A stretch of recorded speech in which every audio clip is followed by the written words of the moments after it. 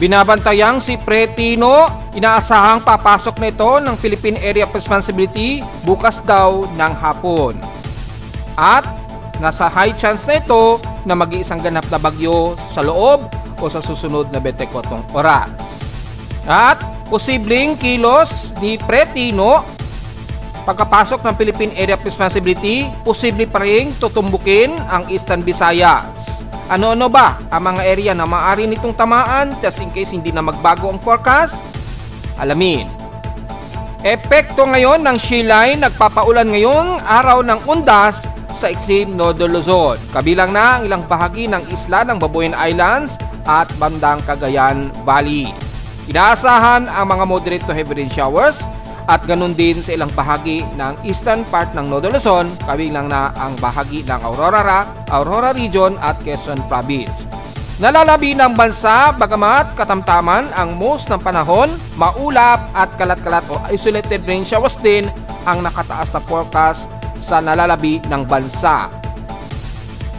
At total earthquake last month ng October. Tatalakayin.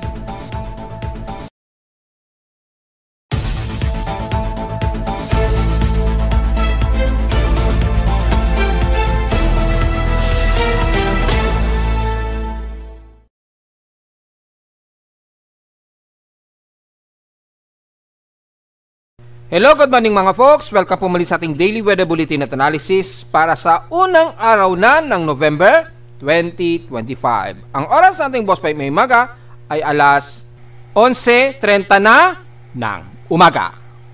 Ngayong araw ng undas na kung saan ay maraming ngayon ang bumibisita sa mga yumao natin, sa mga pamilya natin, pero asahan po ang mga kalat-kalat po na pag-ulan na iiral pa rin yan sa iba't ibang bahagi ng bansa. Bagamat medyo katamtaman ang panahon sa most ng areas ng Pilipinas, magkakaroon pa rin ng mga kalat-kalat ulan gaya na lamang dito sa hilagang bahagi ng Northern Luzon, dyan sa may bandang Cagayan o Santa Ana Cagayan area at bandang Babuyan Islands. Nagkakaroon ngayon dyan ng mga localized thunderstorms bunsod po ng umiiral natin na shear line.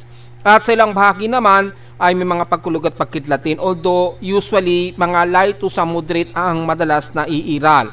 Kaya expected ang mga maulan pa rin kalat-kalat po at isolated rain showers, lalo na dito sa parte pa rin ng silangan ng Luzon, kabilang na ang Aurora Region at Quezon Province. May makikita tayo ng mga water vapor po dyan.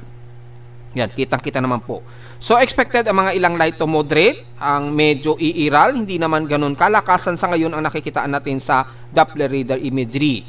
Pero ang mga pagkulog at pagkilat medyo aggressive ngayon dahil sa nasa 172 ang kasalukuyang lightning strikes ang nadedetect ng aking lightning detection system. Kung titingnan natin in real time, yan, yung real time ng ating lightning detection system, as of 11:32 AM, yan, ay nasa halos nasa 385 na po ang total lightning strikes dito. Tingnan natin kung madadagdagan pa to pag nag-load yung within 2-hour period ng ating lightning detector dito sa webpage. Makikita ang kasalukuyang aktibong mga pagkulog at pagkilat dyan sa bahagi pa rin ng extreme Northern Luzon. I-activate natin ng NOAA AVN ng satellite imagery. Makikita po ang malawak na extension ng shear line na umiiral dito sa extreme northeastern Luzon. Nagbubunsod po yan ng mga localized thunderstorms at mga pag-ulan dahil yung salubungan pa rin ng epekto ng ating amihan dito sa hilagang bahagi ng ating bansa. Yung northeast monsoon na yan o yung amihan ay nagsasalubong pa rin dito sa easterlies o yung medyo drier at mainit na hangin.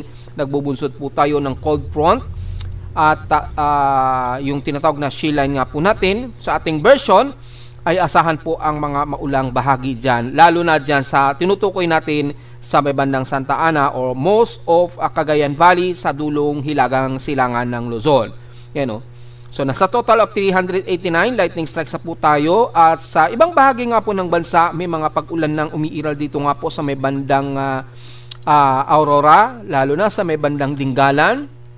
So expected may mga trough ng water vapor tumatawid dito sa may bandang Quezon City. Kasama na ang bandang Bulacan at Caloocan City. Siyempre, ang nalalabi ng Metro Manila ay magkakaroon ng mga trough na tumatawid galing dito sa silangan. Ito po yung pattern ng galaw ng kaulapan na ito at mula dyan sa pinaka-shilay na yan, expected ay magkakaroon din tayo ng mga pag-ulan sa silangang parte ng bansa. Yan. Pero most generally, mga ilang mahihina at katamtaman ang magiging mas madalas na magiging ulan natin. Typically, ang bandang Mimaropa at west portions ng Mindanao area. So, ibang nalalabi ay mga puro isolated yan. At since meron nga po tayong binabantayan na panibagong bagyo na nabubuo, sa ngayon, high chance of low pressure area na ito.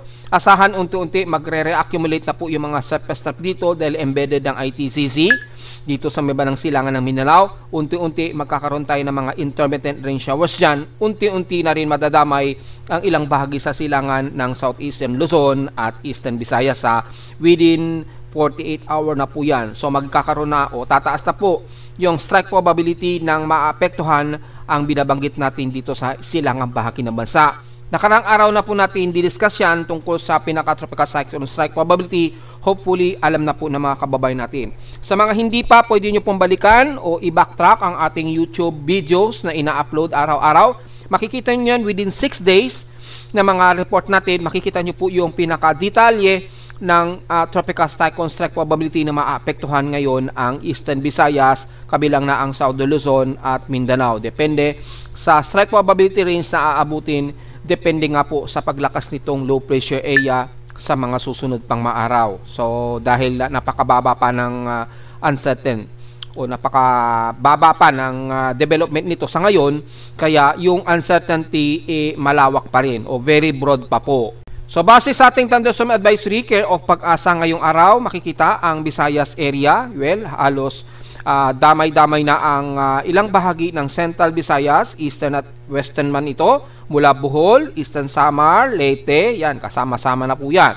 Maging ang Southern Leyte, asahan po ang mga scattered rain showers and localized thunderstorms, Occidental Mindoro, Eastern Samar, yan, most of Southern Leyte, Negros Oriental, yan. Maging ang Leyte ay makakaranas ng mga kalat-kalat na mga ulan at localized thunderstorms po.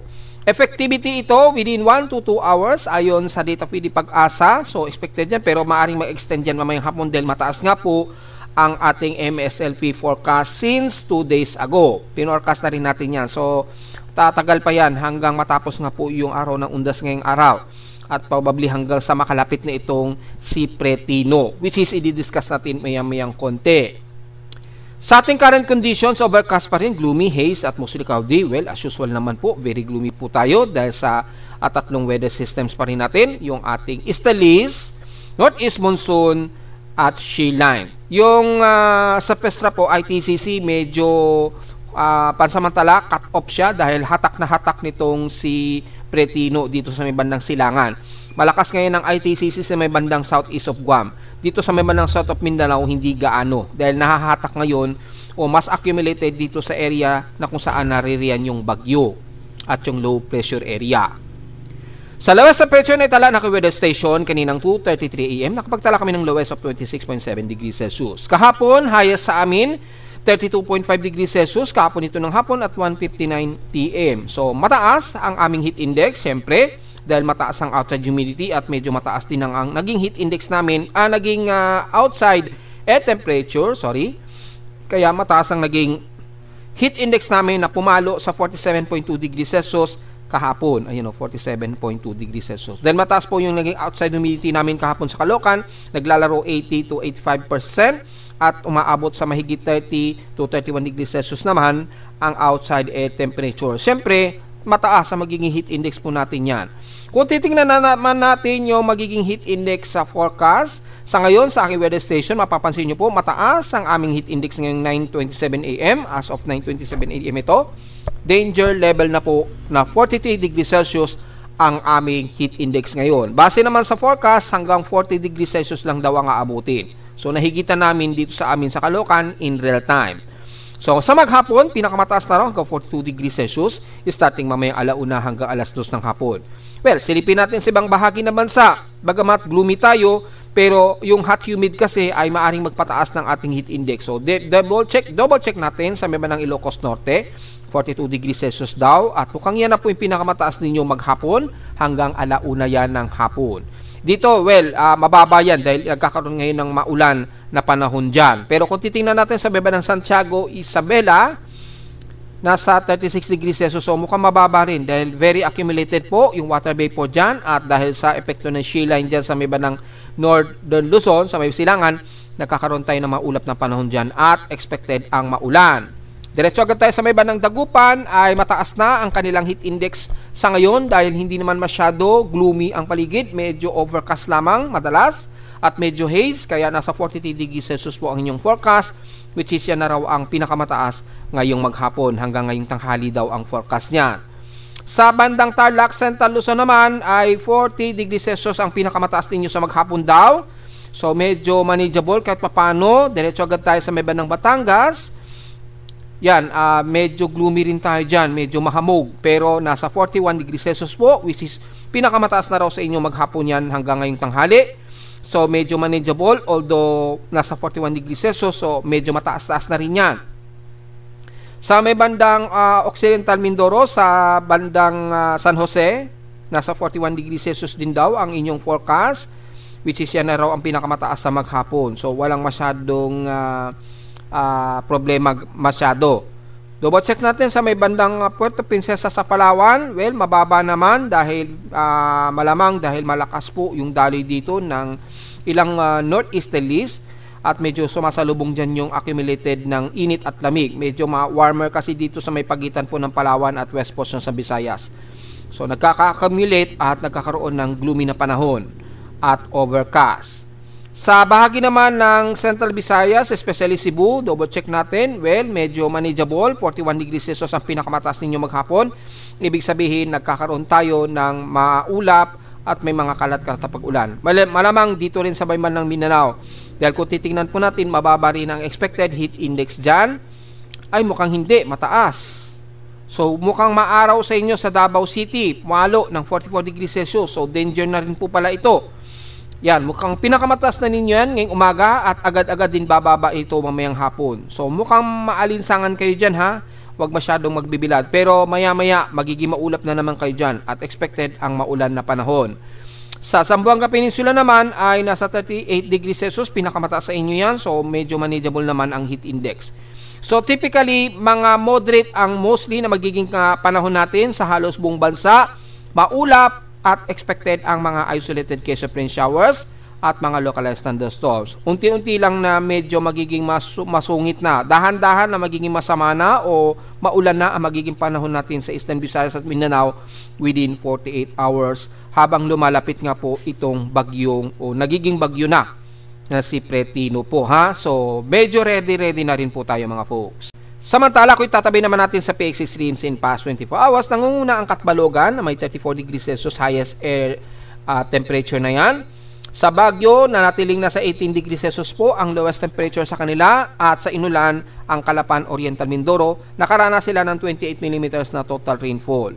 Sa amin sa Caloocan ay kahapon, nasa 0.3 mm lamang ang drizzle rain namin kahapon. So, yun na po yung huli naming ulan for the month of October. So, ipopost ko na lamang sa Facebook page yung climatological report natin mula sa amin sa Caloocan for the month of October ha. Yung climatological, kasama na yung ulan, temperature, humidity, etc. Abang nyo na lamang po sa aking Facebook page para sa detalye. So, ngayon ay unang araw po ng November. Wala kaming pag-ulan so far. Depende dahil very gloomy tayo. So, ang average rainfall namin ngayong month of August expected ay nasa 92.6 mm lamang. So, mapapansin nyo dito, bumababa na po yung average rainfall namin habang pumapasok na po o lumalapit ang month of December. So, bumababa na po yung average rainfall namin sa Caloocan. So, medyo maganda po yan. Pinapakita lamang na descending na po yung total rainfall sa amin. So, highest peak lamang talaga ang pag-ulan namin last month no October at nitong September talaga. Yan yung mga malalalang pag-ulan namin. So, sa ngayon, ang ating outside humidity nasa 81% po at bumaba ito ng 2% since last hour. Sa atmospheric pressure na atiling mataas, 1,010 hectopascals, mabagal lamang ang pagbaba nito since last hour. Pa-low tide pa lamang po tayo, so pababa pa lamang ng todo yung ating sea level. So double check natin kung gaano kataas yung naging high tide nito para makita natin kung mataas ang swelling ng alon. So mula kaninang madaling araw, alas 5, well, 0.9 meters po ang pinakamataas. So hindi naman lumagpas ng 1 meter. So sa loob ng 2 araw, halos less than 1 meter po ang taas ng sea level natin. So double check na rin natin yung magiging alon. Base sa significant wave height natin ay mataas pa rin ang ating alon dito sa hilagang bahagi pa rin ng Nodo Luzon. Ayun, umaabot po dyan sa mataas na yan. Yan. Especially extreme Nodo Luzon dahil po sa malakas na daloy po ng northeasterly wind o yung amihan. Yan, yung northeast monsoon natin, malakas po yung daloy ng hangin, so mataas po yung pag-alon na maabot ng 1.25 to 2.5 meters ang alon. Sa nalalabi naman ng katimugan na bansa, so far ay hindi pa naman tumataas ang alon within or next 24 hours, so pwede pa po kayong pumalaot. Pero dahil holiday ngayon at malamang ay mga kababayan natin nasa mga kanya-kanyang mga puntod ngayon na mga mahal nila sa buhay ngayon. So siguro naman wala naman siguro tayong naasahan na may mga papalaot ngayong araw. Pero kung sakaling meron pa rin ay safe naman po ang pumalaot ngayong araw. Ingat na lamang sa gale force winds sa silangan dahil sa daloy po ng esteli at unti-unting accumulated sa pestap mula kay Bagyong Tino na lalakas na. Ganon din sa may bandang kanluran, bunsod naman ng northeasterly winds dito. Yung hangin dito sa kanluran po, medyo lumalakas na rin ang alon dyan. At masyadong delikado yung flow dahil pa southwest po ang galaw nito. So medyo delikado yun sa mga maliliit na mangingisda. Sa ating namang almanak, sumikat ang haring araw kaninang 5:51 AM at lulubog po ito mamayang 5:27 PM. Ang ating 77% illuminated waxing gibbous na po. So hindi pa siya nagmo-moonrise, mamaya pa po itong hapon ng 2:10 PM magmo-moonrise at bukas na ng madaling araw ng 2:17 AM naman ito lulubog. At sa ating local weather outlook para ngayong unang Sabado at unang linggo ng November, magiging maulap pa rin tayo at asahan ng localized thunderstorms na may 100% chance of rain. Bukas naman ng linggo, ados, ganun din. Maulap ang himpapawid natin sa araw at pagdating naman ng hapon, localized thunderstorms naman ang ini-expected. Tsansa ng pag-ulan hanggang 65% ang tsansa. So magdala ng payong dahil magiging isolated pa, magiging madalas na pag-ulan natin sa maghapon. So yun lamang po. At dito naman sa baba ng katimugan, may importante pa rin ang payong dahil medyo hot humid tayo at sumisikat pa rin ang tirik ng araw dyan, lalo na sa may banang silangang parte ng bansa. Highest and lowest pressure expected, maglalaro 32 degrees Celsius and lowest na pressure expected 25 to 26 degrees Celsius. Ito naman sa ating local weather advisory na may namataan si Pag-asa. Wala kahapon pa yung low pressure area dyan sa may bandang kanluran ng bandang Palawan. Although, nireport na natin yan na isa lamang itong tropical wave, bumababa yung atmospheric pressure. Kaya tinawag ni Pag-asa yan as low pressure area. Pero shallow lamang yan. Tatangayin din yan ng northeast monsoon. So, mag-embed din, naka-embed pa rin yan sa may bandang sapasap natin o yung ITCC, kaya nagkakaroon ng mababang atmospheric pressure. So, shallow trough lamang yan na indicated ni Pag-asa as low pressure area. Ang mas tumataas ang probability na maging tropical cyclone na itong si Pretino sa silangang bahagi ng bansa, which is tatalakayin natin mamayang konti. Well, diretso muna tayo sa ating ginagamit na satellite imagery. Makikita po, bagamat most entire o karamihan na area ng bansa natin ay katamtaman ng panahon, pero yung kalat-kalat na mga ulap na yan, maging sa may bandang Southern Luzon, Visayas at Mindanao, kalat-kalat po ang mga pag-ulan ang iira na may pagkilat at pagkulog, lalo na sa silangang parte nga po ng Mindanao at Eastern Visayas, dahil within 48 hour nga po ay unti-unti magiging maulan na po tayo dyan dahil habang lumalapit nga po yung low pressure area na papasok nga po ng Philippine Area of Responsibility until tomorrow po yan, ng hapon papasok yan. Well, ang detail niyan i-discuss natin mamaya. Pero sa ngayon, may moderate ang panahon, partly tumusil kaudi ang iiral. Unahin muna natin ang Mindanao dahil katamtaman ang panahon dito at mga kalat-kalat lamang na pag-ulan na may pagkilat at pagkulog, especially dyan sa may bandang Surigao, sa may bandang Surigao del Norte, kabilang na ang bandang Northern Mindanao o most of Agusan del Norte at buong Caraga area. Magiging maulap tayo sa mga ilan lamang na mga isolated rain showers at localized thunderstorms lalo na sa hapon. The rest ng Eastern Mindanao, well, hanggang Davao de Oro na po yan, ay magiging katamtaman tayo, maaraw, so medyo mataas pa rin ang hot humid na panahon. Although maulap, Kaya asahan ang mga kalat-kalat na pag-ulan na may pagkilat at pagkulog, kabilang na ang buong BARM, Maguindanao at most areas ng Lanao del Sur at Lanao del Norte. Katamtaman din pero mas gloomy po ang paligid ng Zamboanga Peninsula, especially dito sa may bandang dulo ng Zamboanga Sibugay at Zamboanga del Norte. Pero dito sa area ng Misamis sa Occidental hanggang dito sa may bandang Dipolog, paligid ng Dipolog, Dapitan at Basangaw ay at least katamtaman ang panahon. Partly cloudy to mostly cloudy. So sa bandang hapon lamang ay magkakaroon tayo ng mga kalat-kalat lamang na isolated rain showers. Ganon din ang iral sa Zamboanga City at isla ng Basilan at Hulusulu dahil po sa manipis o disorganized extension ng surface trap, magkakaroon pa rin tayo ng mga mahihina at katamtamang pag-ulan. So the rest ng Davao Region magkakaroon tayo ng mga kalat-kalat na pag-ulan din. Pero rest ng Central Mindanao, maaraw at medyo maalinsangan pa rin tayo dyan. So magdala po ng payong dahil pagdating nga po ng bandang hapon, asahan ang pagkulog at pagkidlat. Sa Visayas naman, well, magiging katamtaman tayo. Mostly, fairly weather naman ang mostly naiiral, lalo na sa kanlurang bahagi ng Visayas at Negros Region. At mga ilan lamang na part nito mostly cloudy ang iiral sa Bohol at southern part ng Cebu, especially dito nga po sa may bandang Siquijor at Dumaguete. Magdala ng payong just in case po ng mga isolated rain showers. Ganon din sa Southern Leyte, pero rest of Samar at Northern Leyte, magkakaroon tayo ng mga katamtaman at fairly weather naman ang panahon. Isolated lamang din ang pag-ulan sa maghapon ang iiral bunsod ng easterlies. Ganon din sa buong Southern Luzon, especially Bicol Region, moderate to fairly weather muna tayo dyan. Medyo umaaraw muna.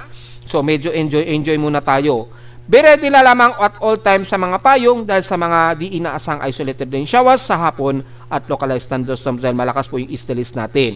At bahagi naman ng Mimaropa, magiging maulap tayo. Kalat-kalat din ng mga isolated na light to moderate showers, kabilang na ang Mindoro at especially dyan sa may bandang Coron at El Nido sa Palawan. Ingat na lamang kung sakaling biglang mag-downpour ang ulan. Dahil medyo mataas po yung jet stream ng downpour dahil sa may umiiral nga po na shallow trough dito sa may bandang Kanluran sa labas na ng Philippine Area of Responsibility sa may bandang West Philippine Sea. So expected ang mga kalat-kalat po na pag-ulan dyan sa may bandang Kanluran ng Palawan. Although light to moderate ang mas madalas na iiral.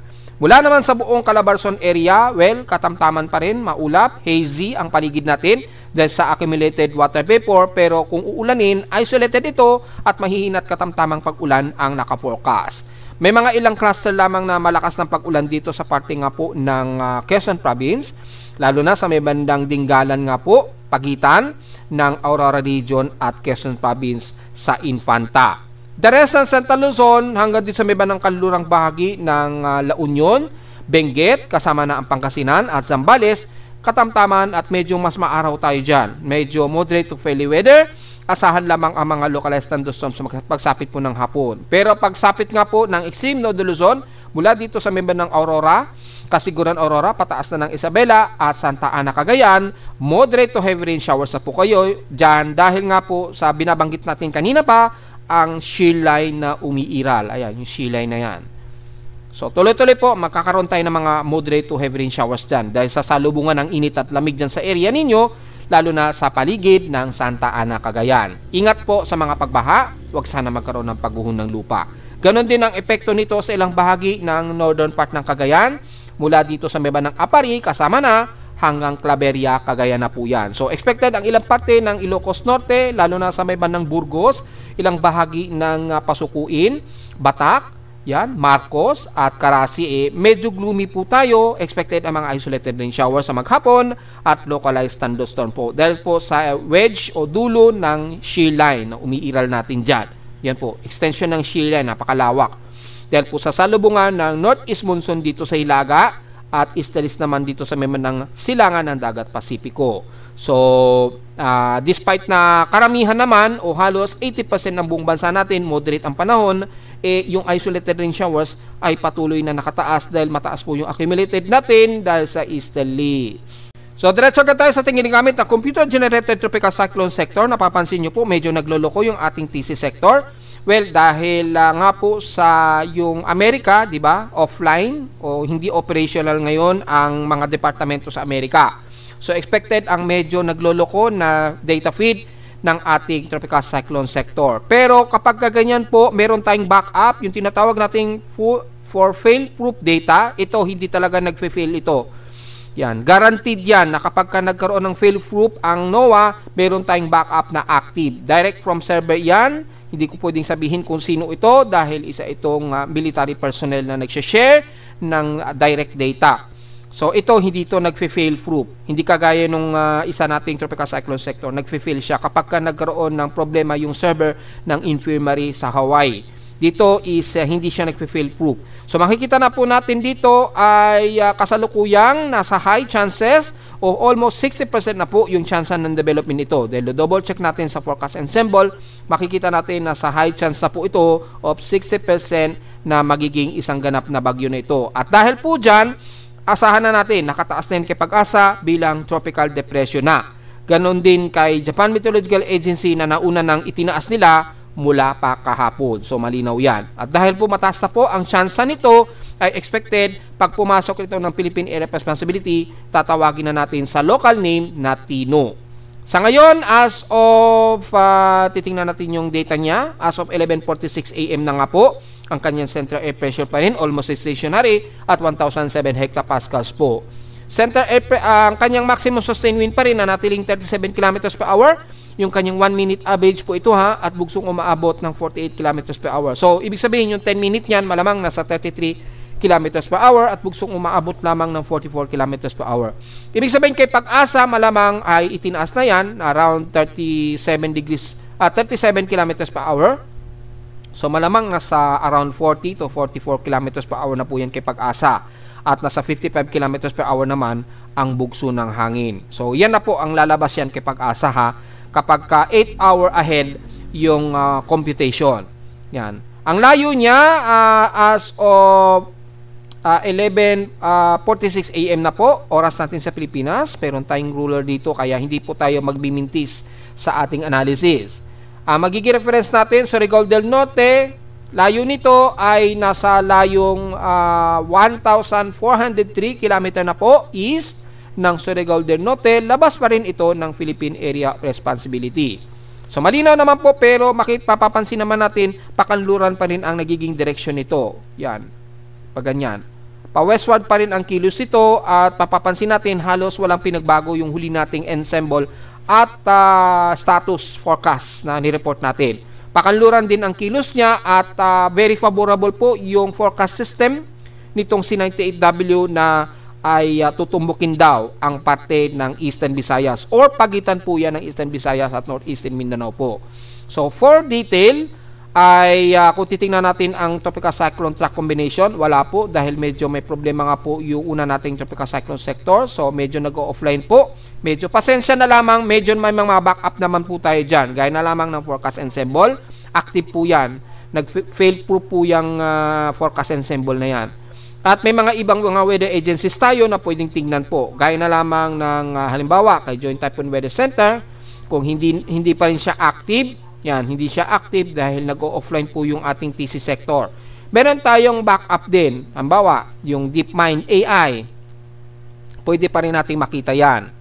So, hindi po pwedeng mag-miss po yan na mawawalan tayo ng mga forecast analysis dahil lahat po ng weather agencies nagde-data feed sa ating webpage. Kaya hindi po tayo mag-miss kapag ang isang data ay nag-fail, meron pa rin tayong backup which is uninterruptible yan. Gaya na lamang nito, di ba? At least, hindi pa rin tayo mag-miss sa analysis, di ba? At kitang-kita pa ng detalye. May satellite imagery at kumpleto pa rin yung detalye. Ganon din sa ating tropical cyclone track combination. Gaya na lamang ng DeepMind AI, Google AI po ito, na ina-appreciate na po ng mga meteorologists, iba't ibang panig ng mundo, ginagamit na rin po nila yan. So alternatively ay hindi na alternative si Windy masyado na ginagamit dahil meron na pong artificial intelligence. At mula dito kay DeepMind AI, tatlo po yung ensemble na pinapakita niya, mapapansin mo po ay halos mataas o halos 90% yung kanyang forecast probability na dito lamang sa may bandang Eastern Visayas tutumbukin. At kung i-detalye niya po, by 72-hour period, lumalabas po either November 4, ito ay lalandfall dito sa may bandang Gian, Eastern Samar. Ayan o. Pero medyo malawak pa po yung uncertainty. So, posible itong tumama sa Hamonhon or pwede ring Gian Eastern Samar. Yan po yung malawak na cone of uncertainty niya. Pero yung pinaka-direct cone of uncertainty, mapapansin nyo po, malawak pa rin. Yan. Ibig sabihin lamang, kung titingnan yung forecast and symbol, malawak pa rin ang pinapakitaan na posible pa rin itong mag-Bicol or posible pa rin itong mag-Northeastern Luzon. Pero kung sa kasalukuyan natin ng forecast and symbol, hanggang Bicol region ang inaabot ng uncertainty nito at bandang Surigao del Norte. So, yung uncertainty na posibleng tumbukin nito ay medyo malawak pa. Pero ang pinaka-focus na concern ay ang Eastern Visayas nga po na mataas ang kanyang confidence na dito po tatama ang bagyong si Tino. Kaya sa mga kababayan natin sa Eastern Visayas, dahil posibleng itong tawirin ang buong Visayas area, mula Leyte, Cebu, yan, Negros sa region hanggang Panay Island po, tatawirin yan. Kaya kung babalikin natin ang pinaka-ensemble ng DeepMind AI, ay makikita nyo po na tutumbukin nito o dadaanan nito ang halos maraming isla sa Visayas. Mula sa bandang Gian Eastern Samar, tatawirin daw nito ang Leyte, lalo na ang Northern Leyte, Cebu, sa bandang Bogo, Cebu pa. So sa mga kababayan natin sa Bogo na hindi pa masyado nakaka-recover dahil nga po sa malakas na lindol nung nakaraang buwan, ay mag-ready po tayo dahil posible nga po dyan tatawid itong si Tino. At base na rin sa forecast ni DeepMind AI, may mga potential pa ito na posible pang mag-severe tropical storm to typhoon category. Yan. Kung titingnan nyo po yung maximum sustained wind, umaabot pa ng 144 km per hour yung kanyang maximum sustained wind. Although 1 minute average po ito, kaya maaring nasa tropical storm lamang ito sa ating 10-minute average. So malinaw naman po yan dahil naka 1 minute average yan, hindi pa naman nakakompute yan sa 10 minute. So kung kukunin natin ang 10-minute average yan, probably nasa tropical storm lamang yan. At kung typhoon category naman ang indicated kay DeepMind AI na 144 km per hour, ay ibig sabihin ay severe tropical storm naman yan sa 10-minute average natin. So severe tropical storm to typhoon category ang posibleng abutin pa daw ni Tino oras na nasa loob na ito ng Philippine Area of Responsibility at within 72 hour nga po or approximate December 4 ay maaring tumbukin na nito ang silangang bahagi ng Visayas. Posible nga pong tumama dito, dumirekta sa Gian Eastern Samar. Kung mas bumaba ang trajectory, posibleng sa Hamonhon Island. Yan, Hamonhon Highland. Sakop pa rin yan ng Eastern Samar region. Sakop pa rin yan ng Eastern Samar. Kaya malinaw lamang na bandang Eastern Samar pa rin talaga tatama itong si Tino. Kaya maghanda-handa pa rin po mga folks. Just in case ay mangyari po yung pinapakita ng forecast track nito ng DeepMind AI. Yon. At kung pagbabasa naman natin ang multi-agency ensemble bukod kay AI, ay may posibilidad pa rin kasi na tumaas ito. Pwedeng tumama rito sa may bandang Dolores, Eastern Samar, or maaari pa rin o posible pa rin may maliit pa rin o hindi natin inaalis ang posibilidad na Bicol region pa rin ito. Yan kasi may forecast track na tatama ito ng bandang Bicol region daw.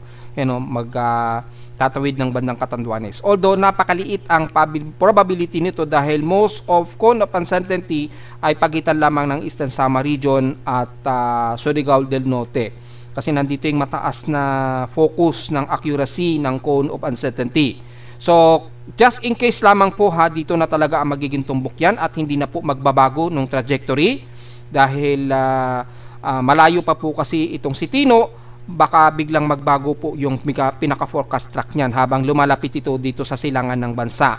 Kaya hindi pa rin natin inaalis sa mga posibilidad na posible itong lumapit dito and then bigla itong mag-skirting dito sa paligid o sa silangan ng Southeastern Luzon, then bigla itong kakabig pa norte. Tatama dito sa may bandang Northeastern Luzon. Yan yung forecast naman kasi ni NABGEM. So, kung titingnan natin dito is maaring tawidin nga po itong buong Visayas area. So, ang approximate ahead of time po niyan by Tuesday po yan, onwards na. Kung bumilis naman ang kilos niya, sumobra naman ang bilis ng kilos niya, let's say umabot ng 24 km per hour yung movement speed niya o mahigit pa, posibleng mas mapapaaga po yan. Baka siguro mga Monday na po siguro ng gabi o bago maghating gabi or madaling araw na ng Tuesday. Yan.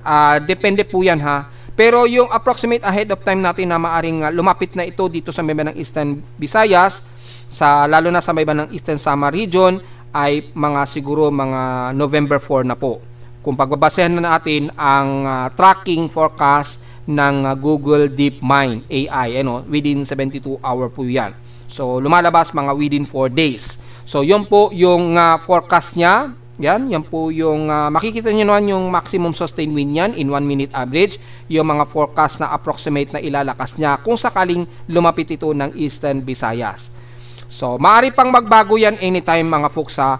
Kaya lang ito yung pinaka highly consistency ng forecast ng DeepMind AI. Kaya dito ang mataas ang confidence na pinapakita ng mga forecast track ay mag-i-Eastern Visayas talaga yan. Yun ang masasabi po natin sa ngayon. At mula naman dito kay Joint Typhoon Weather Center na under high probability pa rin, pero makikita natin ay uncertain din ang pinapakita niya. So bukod tanging si DeepMind pa lamang ang mas aggressive at yung mga FNBB o yung ibang mga multiple agency na forecast track ng NOAA. Ganon din ang ipinapakita dito na halos Eastern Visayas din talaga ang tumbok nito. Kaya mag-ready-ready na po sa mga kababayan natin sa darating na weekdays. Unti-unti na ninyong mararamdaman yan, approximate siguro mga Sunday na ng gabi, medyo uulan-ulan na po dito sa may ng Eastern Visayas. Makakaramdam na kayo ng mga medyo moderate at mga malakas-lakas na mga pag-ulan dyan. Kasi yung outer rain trough ni Tino, mararamdaman na ninyo dyan. At unti-unti yung mga southwesterly dito, medyo hahatakin na ng bagyo just in case po. So just po at tatawidin nga po itong buong Eastern Visayas at expected na tatawid ito sa bandang Palawan, e-exit ito ng bandang Coron, Palawan. Yan. Coron, Palawan, in 96 hour na po yan. So baka sa darating na yan siguro na mga bandang Thursday or bandang Friday na. Depende. So tigyan po yung magiging kilos po niya hanggang sa umexit nito ng pa-West Philippine Sea. In 96 hour period po yan. So by 96 hour period na po yan. Yun po yung pinaka-significant na forecast at makikita natin napakababa ng kanyang trajectory na. Gaya ng ating mga analysis nga po, dahil nga po sa malakas na po talaga yung high pressure area sa Hilaga, asahan natin ang mga bagyo o low pressure area, mas mabababa na po yung magiging trajectory niya. So ito po yung satellite imagery, napaka-disorganized pa rin niya. Hindi pa gaano kapulido yung upward low convection niya. Pero kung titingnan natin yung Dvorak technique natin, para malinaw po sa Dvorak, ayan. So mapapansin natin sa Dvorak, mayroon na siyang center eye wall. Medyo may center eye wall na siya. Kaya lang, disorganized pa yung kanyang upward low. Yan. So dito makikita natin, tropical depression category na po siya. So at least, papasok na ito sa T category, pero at least level 1. So, level 1 pa lamang, ibig sabihin, tropical depression yan sa atin. Medyo mataas na po yung kanyang temperature, mataas na yung kanyang temperature niyan. Kaya kitang-kita na po yung pinaka-center sea eye wall niya. Yan. So, kapag hindi nyo po ma-recognize sa satellite imagery, dito, hindi nyo ma-distinguish, pwede nyo gamitin ang Dvorak technique.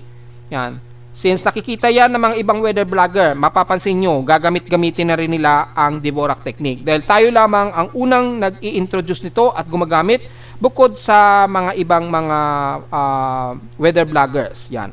Pero yung mga international weather agencies o mga weather meteorologists, alam nila gamitin itong Dvorak technique. At least tayo, ginagamit din natin. Dahil mas gusto ko, nalalaman natin yung pinaka gitna niya. Dito madaling ma-determine yung pinakagitna. Ayan mataas dito. Yan, siguro naglalaro yan mga around 40 to 50 kilometers per hour. Yan, sa halos pinakagitna niyan. Yung pinaka-dark gray na yan, yung grayish na yan, pagitan ng puti, yan, maabot na ng halos mga 55 around. Approximate lamang yan kasi ang Dvorak is puro approximation yan ng lakas ng isang bagyo. So kung i-convert natin yan, ay nasa around 55 to 60 kilometers per hour yung kanyang maximum sustained wind. So, yan ang kagandahan ng Dvorak technique. Mula naman sa ating tropical cyclone intensity forecast, well, ito nga po, within 24 hour o next 24 hours daw, ay o sa susunod na 24 oras, posible itong tumaas sa tropical storm category. Yan. So, within or next 24 hours, maaari pa daw itong pumalo sa pagiging tropical storm category.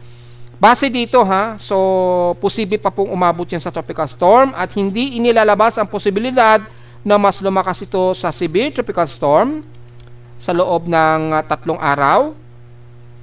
Yan. At sa loob naman ng mahigit 5 araw ay may maliit na posibilidad na umabot ito sa severe tropical storm to typhoon category. Base dito sa ating tropical cyclone intensity forecast. Hindi inaalis ang posibilidad. Sa ngayon, ang mataas lamang na positivity na aabutin niya ay tropical depression at maaring umabot sa tropical storm category. Yan pa lamang ang sa ngayon na medyo may mataas na guarantee na aabutin nitong si Tino. Lalo na pag pumasok nito Philippine Area of Responsibility. So malinaw yan mga folks hindi pa natin dinideclare yan na umabot yan sa severe tropical storm sa ngayon. Ito lamang ay base sa forecast extension ng tropical cyclone intensity forecast within 3 days to 5 days na yun nga po, posible pa itong umabot sa severe tropical storm to typhoon category. So yan po ang aabangan natin kung magsusustain po yan. Sa ngayon ay hanggang tropical storm lamang ang medyo mataas ang probability na aabutin ni Tino. At wala naman sa ating tropical cyclone assessment monitoring para sa mga iba't ibang mga simulations sa mga iba't ibang weather agencies. Yan, kasi marami pa rin nagpo-post na iisang agency lamang ang ginagamit nila. Despite na ilang beses na tayong nagpapaalala na wag po silang bumase sa iisang weather agency lamang. Gumamit po tayo ng multiple agency forecast para malaman natin kung alin yung mas mataas ang probability na ang magiging development ng isang bagyo. Kaso may nag-iiba, nagbabase lamang sila sa GFS lang. Meron namang iba, nagbabase lang sa ECMWF. Paano yung iba at yung comparison ng iba? So, malabo po kung babase lang tayo sa isang weather agency. So, mula dito sa ating global spectral model muna, makikita po yung galaw nitong si Pretino. At pinost na natin niya sa Facebook page. At mapapansin po natin ay papasok ito ng Philippine Area of Responsibility bukas nga po ng bandang hapon daw. Ayan. Pero dito mapapansin nyo po, shallow pa lamang. No? So around 40 km per hour yung maximum sustained wind niya. At napaka-disorganized at shallow trough pa lamang yung circulation niya. O napaka-malawak. Yan. So naglalaro sa hanggang 44 km per hour yung kanyang wind and speed direction, pero yung kanyang mean sea level pressure, mababa ng atmospheric pressure. Dito, makikita, umabot siya ng tropical storm. Ayan, So, mas detalyado rito. So, inaasahan papasok po ito ng PAR o Philippine Area of Responsibility bukas, bandang hapon po ito. So, maaring magbago po yan, depende sa movement speed niya, So, alalahanin po natin yung movement speed. Pero kung stationary na ipinapakita nitong ating mean sea level pressure, bukas daw ito ng bandang hapon, papasok ng Philippine Area of Responsibility. So, mga around alas 3 o alas 4 ng hapon. Yan. O between 3 o'clock p.m. to 5 o'clock p.m. yan bukas ng hapon. Yan yung approximate time na maaring makapasok ito ng Philippine Area of Responsibility. Sa oras na yan, maaring tawagin na natin sa local name na Tino. Yan po, malinaw yan At makita natin yung central air pressure niya, 1,006 hectopascals. So, pagitan na yan ng tropical depression to tropical storm. And then, pagpasok nito ng PAR sa maghapon, mas bababa ito sa 1,004. Dito pa lang ay maaring tawagin na as tropical storm category ng Japan Meteorological Agency. So, dahil uunahin yan ni Japan Meteorological Agency susundin kaagad yan ipag-asa na itataas sa tropical storm category. Pero makikita po dito, hanggang tropical storm lamang ang nakikitaan niya. At bago ito dumikit ng Eastern Samar, ay halos tropical storm pa rin siya. Halos tropical storm lamang. Dito pa lamang siya posibleng mag-severe tropical storm. Ayun maaring mag-severe tropical storm siya bago mag-landfall ng Eastern Samar. By November 4 po yan. Gaya na ating sinabi nga po, in 75-hour period o within 4 days. So, maaring nga pong by Tuesday nga po yan o Wednesday. Pero malinaw dito, mga bandang Tuesday nga po ito o bago maghating gabi ng A5. Malinaw po yan between November 4 to November 5, ina-expect nandyan na yan sa may baybayin na po ng Eastern Samar. At pinakita na natin kanina, posible itong maglandfall dyan sa Guian Eastern Samar.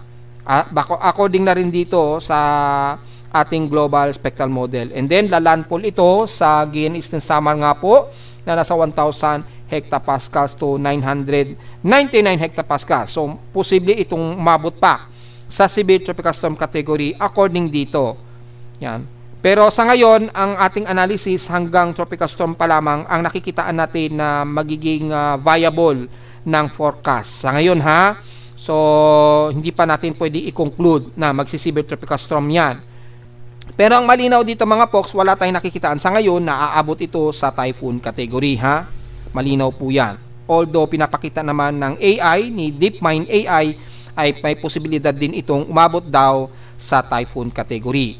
Well, very erratic pa nga po. Considering natin na erratic pa rin talaga ang forecast. So, hindi po pwede tayong mag-conclude na magiging typhoon category siya. Magbabase lang tayo sa very close na mataas ang magiging confidence na ito ay aabot sa tropical storm. Yan. Tropical depression to tropical storm. Yan lang ang sa ngayon ang medyo makukonclude natin na ilalakas ni Tino. Yan. Mag-update naman tayo kung aabot pa yan ng severe tropical storm. Dahil base nga po dito ay by Tuesday nga po o Wednesday, maaari daw itong umabot pa sa severe tropical storm. So, tingnan natin in real time.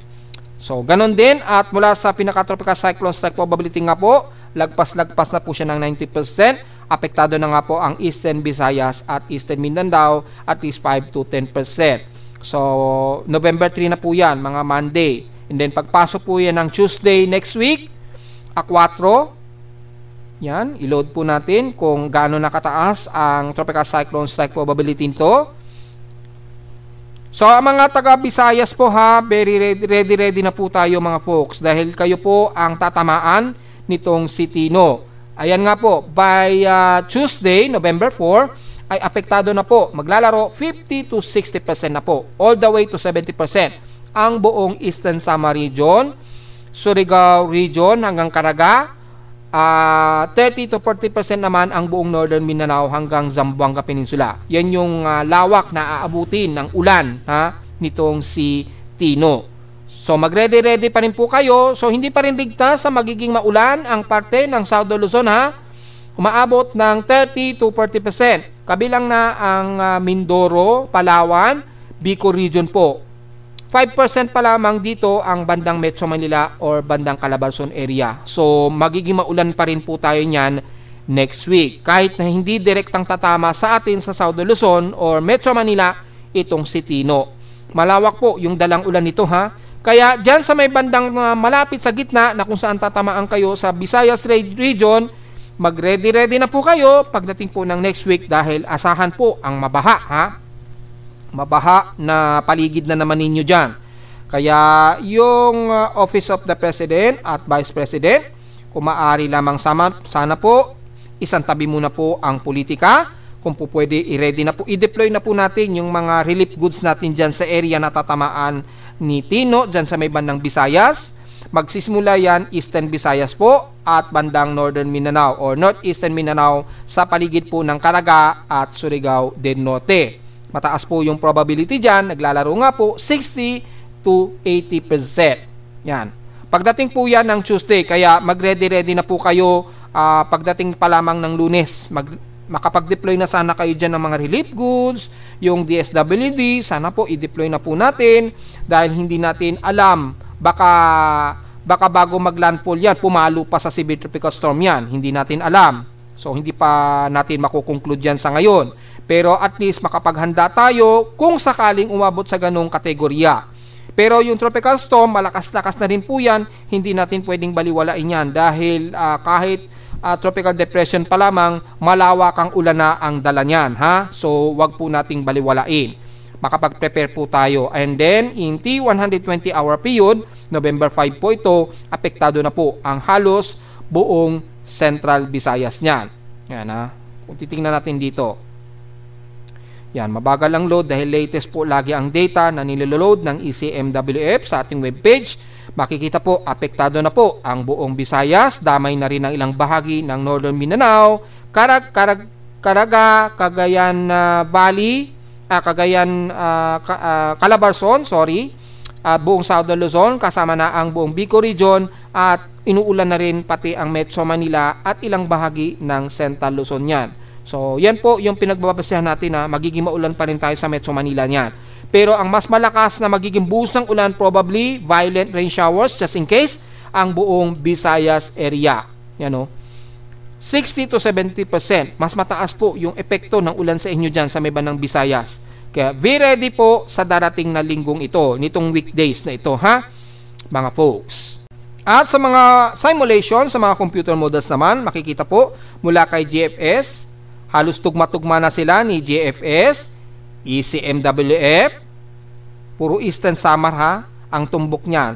Kay NABGEM, ito medyo iba pa ang galaw ni NABGEM, ayun, medyo nagbibiko region pa siya rito eh. So bukod tangi si NABGEM lamang ang medyo naiiba ang kanyang forecast track. Kaya medyo erratic pa, at least 15%. Kay ICO naman, kapareho lang din nung nauna kay GFS at ECMWF. Pa-Eastern Samar din ang tumbok, at GEM, pa-Eastern Samar din. Ibig sabihin lamang nito, mas mataas na po ang tsansa o mas mataas na po ang confidence ng system na ito na tatama ng Eastern Visayas o Eastern Samar region po.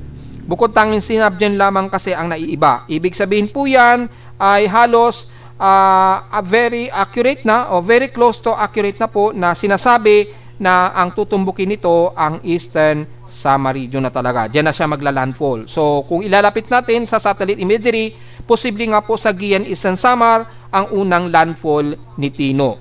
So be ready na lamang po next week, pero mag-update pa rin po tayo every 6 hours po, at yung mga latest update natin kada magpo-post tayo sa Facebook page. So be ready na lamang po mga post dahil umayo na rin kasi si GFS kay ECMWF. So malinaw yan mga folks ha, at wag na po tayong magpatumpig-tumpig dyan sa may bandang Visayas. Maghanda na po tayo ngayon pa lamang po. Siguro pagkatapos po ng undas ay i-focus naman ninyo ang paghahanda sa darating na weekdays, lalo na between October 3 onwards, November 3 onwards. Yon po. Malinaw po yan mga folks, nakapapaghanda tayo dahil malawak ang baha talaga ang magiging dala nito. Lalo na dyan sa may mga taga Bogo, Cebu, ay posible po ang mga pagguho ng lupa dahil po sa nagdaang mga lindol, masyado pong naging malambot ang lupa natin dyan. Dahil sa sunod-sunod po na mga aftershocks, lumambot po na malamang ang lupa dyan. Kaya imagine niyo po kung malawakang ulan ang bubuo sa inyo dyan sa darating na Martes o Miyerkules, this coming week, posible pong magkaroon tayo ng mga biglaang pagguho ng mga structure or mga kabundukan kung may malapit na bundok sa inyo dyan. Kaya sa mga kababayan natin, pag-aralan na natin maigi ang paglikas. Samantala sa ulat lindol, well, so far, medyo kalmado naman ang aking seismograph, pero kahapon po o kagabi, nagkaroon ng medyo malakas na pagyanig dito. Pagitan nito ng bandang alas 6 o bandang alas 7 po ng gabi, kahapon, nagkaroon ng medyo malakas na mga pagyanig dyan. Typically, dyan na naman yan sa may bandang Mindanao at nag-alarm yan sa aking seismograph. So, mula kaninang madaling araw, mula sa data feed ni PBox, double check natin, nagkaroon din ng malakas sa unang magnitude 5. Yan, nagkaroon kagad ng unang magnitude 5 sa Mindanao. Yan, naganap ito, 5:21 AM po ito, sa southeast ng Tarragona, Davao Oriental. Yan. Unang magnitude 5 po yan for the month of November mga folks. Ayan. So malinaw na po. At sunod-sunod kagad ang aftershocks niya. Kung i-draw selection natin, nasa total of 21 aftershocks po. So ang dami na kagad at mag-iingat po dahil yun nga po, tuloy-tuloy na maging magalaw ang ating subduction plates dyan. At mula kanina madaling araw, bago nagkaroon ng magnitude 5, ay may mga magnitude 4 po na naitala dyan sa southeast ng Tarragona uli. So probably ay nagparamdam na ito bago ito nagkaroon ng magnitude 5. Una na palang nagkaroon ng medyo malakas na lindol dyan sa may bandang Tarragona, Davao Oriental, kaninang 4:28 AM. And then sunod-sunod na po yung aftershocks niya. Yung pala, magkikreate na pala ito ng mas malakas na pagyanig kaninang alas 5:28 ng umaga. 21 ng umaga. Yan, nagsunod-sunod na po yan hanggang kaninang 6:02 AM. And then sunod-sunod po yung mga aftershocks niya. Kasabay na rin ng magnitude 4.2 sa may bandang Manay, Davao Oriental. Ibig sabihin po mga poksag, mas gumagalaw na naman yung tectonic plates dyan sa may bandang Davao Oriental, malapit sa Mati o Governor Generoso. Very ready po tayo dahil mukhang gumagalaw na rin dito sa parte na yan. Baka hindi lamang magnitude 5 ang magkaroon yan, so at least maghanda-handa pa rin po tayo. At marami na kaagad ang mga paglindol ngayong unang araw ng November at nagkaroon tayo agad ng unang magnitude 5 ngayong month of November. Ngayon, tingnan natin kung ilan na po ang total earthquake natin for the month of October. Gaya nga po ng sinabi natin, matototal na natin yung total earthquake last month. Yan. Pero as usual, alam na natin, mahigit sa 3,800 na po yung huli nating naibilang na lindol kahapon. So, tingnan natin dito mula sa pinaka-annual earthquake frequency natin, tuloy-tuloy pa rin nadadagdagan nito, 18,760 na po yung total earthquake natin mula nung January hanggang ngayong November po yan. So, nasa 18,760 na po ito. Tuloy-tuloy pa rin na nadadagdagan at kung titingnan natin yung total earthquake last month, so last October po ito ha.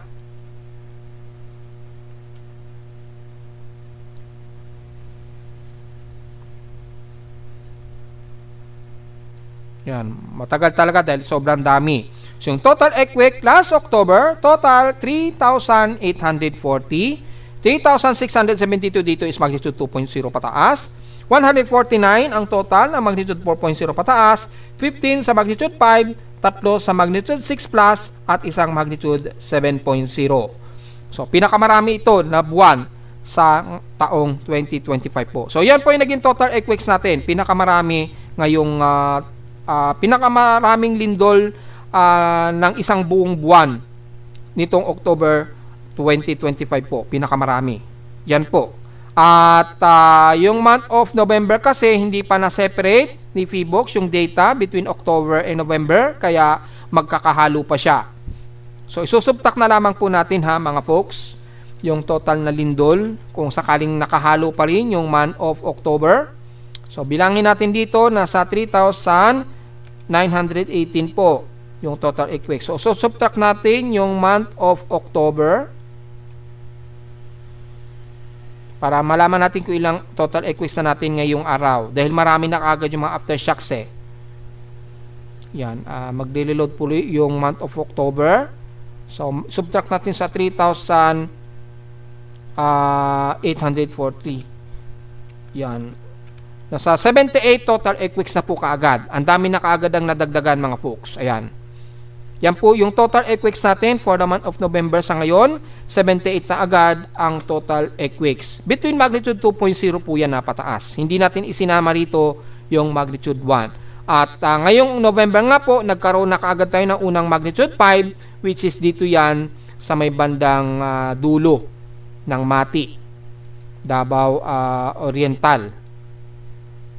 Yan, nasaan na ba yun? Yung magnitude 5. Yan, dito. Nagkaroon ng isang magnitude 5 po dyan. So, maliwanag po yan mga folks at kailangan pa rin tayo maging alisto po dahil sunod-sunod pa rin yung mga aftershocks at tuloy-tuloy pa rin yung mga nadadagdagan na mga lindol mula ngayong araw. Actually, mula pang madaling araw, nagkaroon kagad ng mga sunod-sunod na mga pagyayinig gaya na lamang po nito. Mahigit sa 20 plus na kagad ang nadagdagan na lindol according dito po. So ganun po karami ang nagdagdagan agad, kaya mag-iingat po yung mga kababayan natin sa Davao Oriental dahil tuloy-tuloy pa rin ang mas maraming mga pagyayinig dyan. Although nangunguna pa rin ang bandang Bogo, Cebu sa mga nadagdagan na aftershocks po. So mag-ingat po at yan po yung pinaka-latest natin na report for the month of November at yung total historical earthquake natin for the month of October. So pinakamarami na yan ngayong taon. At narito naman ang ating 3-day to weather forecast para sa unang araw ng November 2025.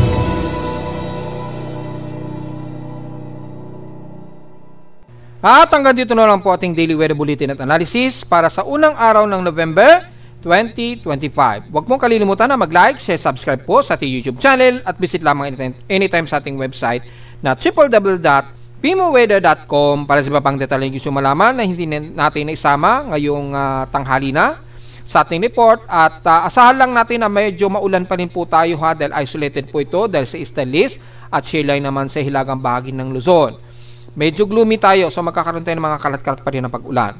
At visit lamang sa ating website sa gusto malaman pa rin pinaka-dynamic events mula sa reading na aking aparato sa Caloocan at sa data feeds mula sa iba't ibang weather agencies. Maraming salamat po mga folks at magandang araw po sa ating lahat.